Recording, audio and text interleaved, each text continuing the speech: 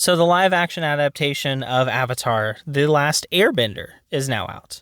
And the trailer for the live-action adaptation of Borderlands is also now out. You know, a coincidence? Probably. I really don't see how they could benefit from each other both releasing it relatively the same time. But nonetheless, they're now out. And why? I don't mean, like, why specifically them? I mean, why in general are we doing all these live-action adaptations? I know I'm not the first person to harp about this, okay? There are tons of people that have constantly stated, almost, you know, to the point that it's making my ears bleed just listening to it, the fact that they do not enjoy live-action adaptations. I have enjoyed a few. Okay, there are some that I haven't enjoyed. There are some that I have enjoyed. There's a lot that I just don't really see too much of a point to, but I am generally one who believes that extra media of the same franchise isn't a bad thing. If you don't like it, just don't watch it. But now, man, they're trying to capitalize on literally everything. Is this Marvel's fault? I mean, picture this. It's 2008, okay? Big Daddy Favreau just delivered a heck of a movie through the first Iron Man, and thus launching the Marvel Cinematic Universe that would come to ultimately plague us decades down the road. But for now, it's something hot. It's fresh. It's new. We're talking comic book adaptations? Guess what? That's a live action adaptation, and it's not taking elements from a specific story. It's taking that character who's been told across several variations, a bunch of different multiversal things have happened, and they're condensing it into one version of this character that is now being plopped down right there. And that is still a live action adaptation. And no, Favreau's not the first person to do this. He's not even the first one to popularize it. I mean, Tobey Maguire's Spider-Man trilogy was very popular in its own right. You had the Christian Bale Batman movies that were going on. Also, pretty dang solid. We all know in our heart of hearts that Favreau is just playing the long con to get with Aunt May, you know, canonically in the MCU. This is the whole reason he built it. We all know it's true. All right, so imagine I'm Tony Stark's personal assistant, okay? And come across Aunt May. You know, I'm a fan of her in the comics quite a bit, and love to see me get with her. The characters from that comic series that you're referring to? Yeah. So you want this to be like in the movie or something? Huh? Oh, yeah. In a movie. Yeah, totally. But she's considerably older than you. I say we streamline this now. Oh, I kind of figured that I'd be like 70 by the time I got this off the ground. You're telling me I get to streamline this? Yeah, no, we'll just like de-age her 20 years. This is great, guys. I'm totally on board. But the fact of the matter is, he did it through live action adaptations. So he, in large part, contributed to today's craze of live action adaptations. So I still can't blame the guy, though. I mean, you guys saw Aunt May, and I do appreciate Favreau's other work, too. Welcome to the Octagon, son! Ow! Ow! Don't! Ow! Stop it! Where you take it? Ow! Ow! Whatever the case may be, I'm getting a little burned out on live-action adaptations, and yes, that includes Marvel, but I'm mainly talking to Netflix right now specifically. Where is my new season of Umbrella Academy? I want my new season of the Umbrella Academy. Where's the final season of Stranger Things? Okay? They're getting older. They're not little kids anymore. Okay? They're like legal adults now. And they're still supposed to portray what? Teenagers? Preteens? Whatever the heck they may be. Okay? They're getting older, and you're over here just, you know, messing around with wrecking Avatar: The Last Airbender, scaring away the actual creators of the show to create your own little vision where you need to make Sokka younger for whatever reason. Meanwhile, over at Warner Brothers, HBO, whatever amalgamation they've now since become, they're too busy trying to recreate Harry Potter, a franchise that already had an adaptation that ended, not even 15 years ago? I mean, why? Why are we doing this? Okay, if you want to recreate something, recreate the final season of Game of Thrones. Make it happen. Please. I'm begging you. I don't want that to be tarnished anymore. You got House of Dragons, and you're trying with it, I guess. I've not seen it. I'm not going to lie. I've not seen House of Dragons. I've not heard good nor bad things. I've really not paid attention to it whatsoever.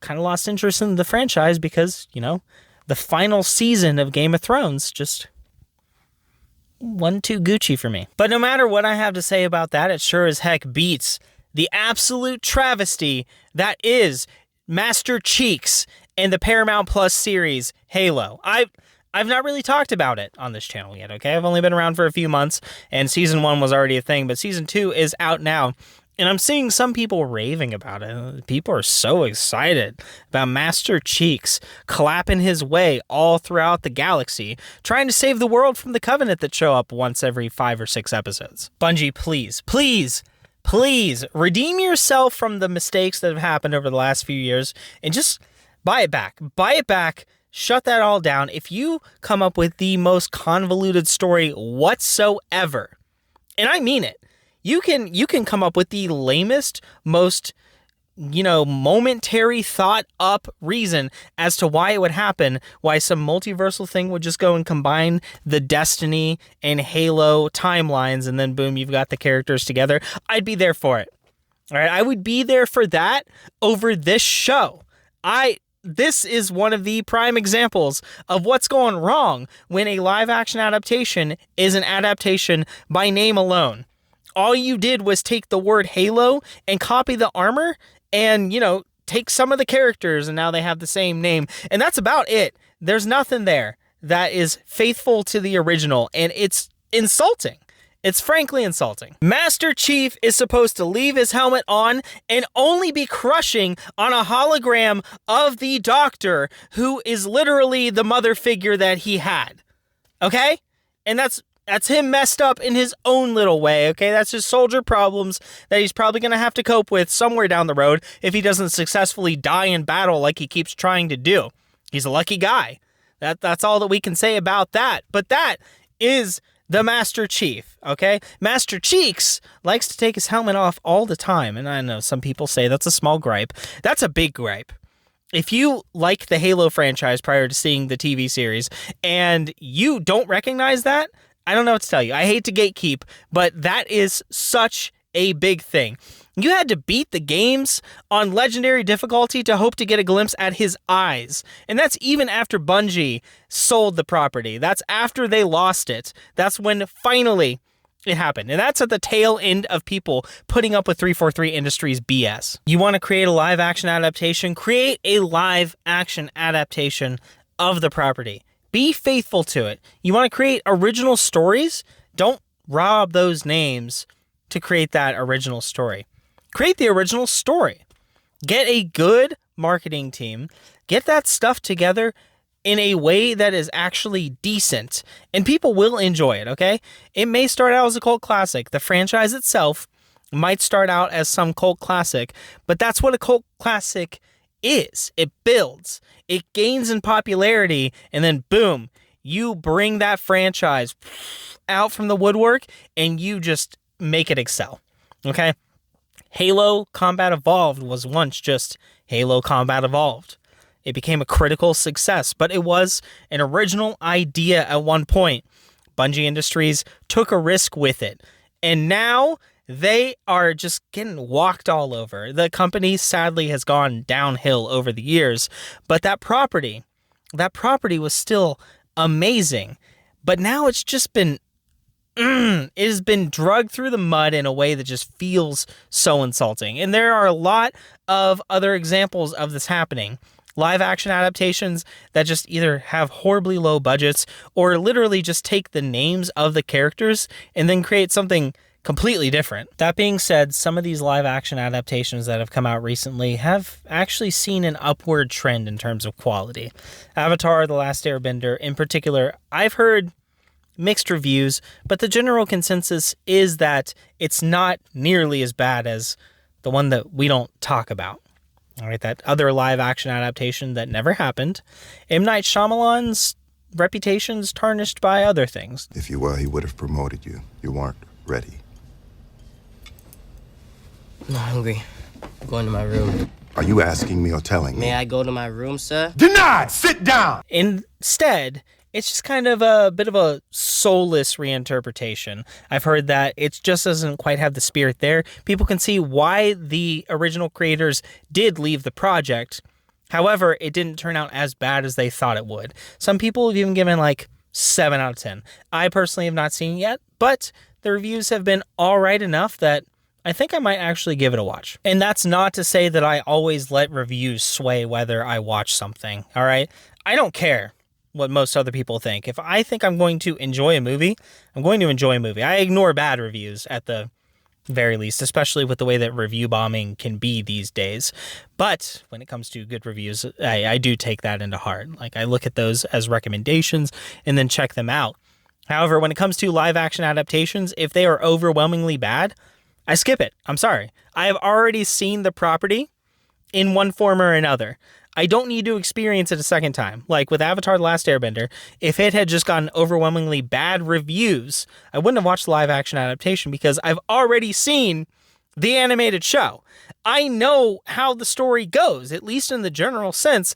Why don't I just go watch something new? A movie or show that I haven't seen yet. That right there is my mentality. Because we all know, like, I want to see a lot of things. We all want to see a lot of things. Are we going to make it our whole lives managing to see all those things? No. I will go through my whole life, and I guarantee you there will be plenty of media that I've not managed to consume. So why would I waste my time watching something that I've already seen imagined in another form? It just doesn't make a lot of sense, but I might check this one out. Doesn't mean I'm going to check out most of them. There are a lot of them that I'm not going to check out, and it's nothing against them personally. I just do not see the point. Like, I'm sorry. The people that liked One Piece, I'm not watching the live action one. I have seen One Piece. I've only seen about 500 episodes of it. That means I have over 500, approaching 600 episodes now in order to catch up to One Piece, at least in the anime. How can I justify watching the live action adaptation when I'm not even caught up with the regular show's storyline? It just doesn't make any sense. But, I think that's going to be it for today. I've ranted enough about live action adaptations. What do you guys think about live action adaptations? Is Jon Favreau to blame? Do you think that him getting with Aunt May canonically in the MCU was all worth it? Let me know in the comments below. But seriously, let me know what you thought about the live action adaptation of Avatar: The Last Airbender, and check this video out. It is one that I've personally curated this time. It is my deep dive into the show Smiling Friends. So I hope you guys enjoy it, and I'll catch you in the next video. Bye.